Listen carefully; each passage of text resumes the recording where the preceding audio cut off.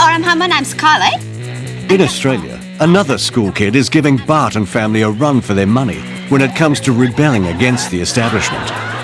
Fair income, I was going to punch her. Such a bogan. Spewing. I was spitting blood. Doubly spewing. Oh, so embarrassing.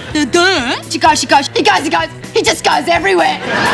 Kylie Mole is one of a cast of characters in The Comedy Company, a new TV series which is an immediate hit. Like, she gives us this soup, and I go, what's this? And she goes, it's bean soup. And I go, I don't care what it's been, what is it?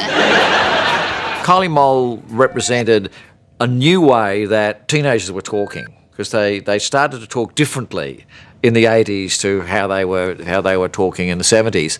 And I grabbed Stephen and I start getting him like crazy, and it was great because he was such a good kisser. And then I remember Stephen was sitting on the other side.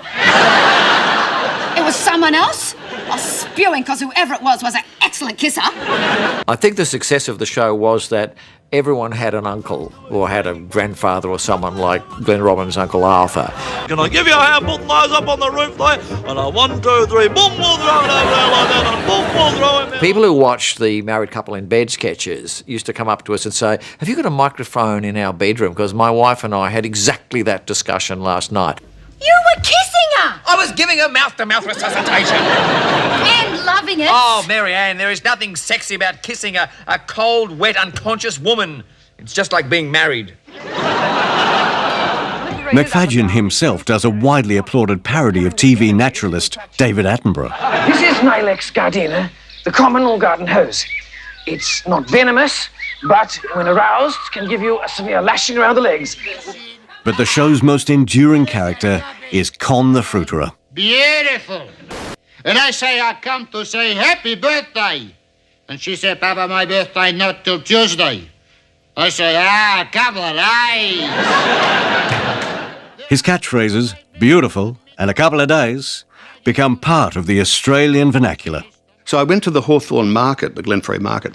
I saw the fellow behind the till and he was sucking the tomato he had in his hand. And he opened his eyes and looked at me and said, "Hello, gentlemen, how are you today?"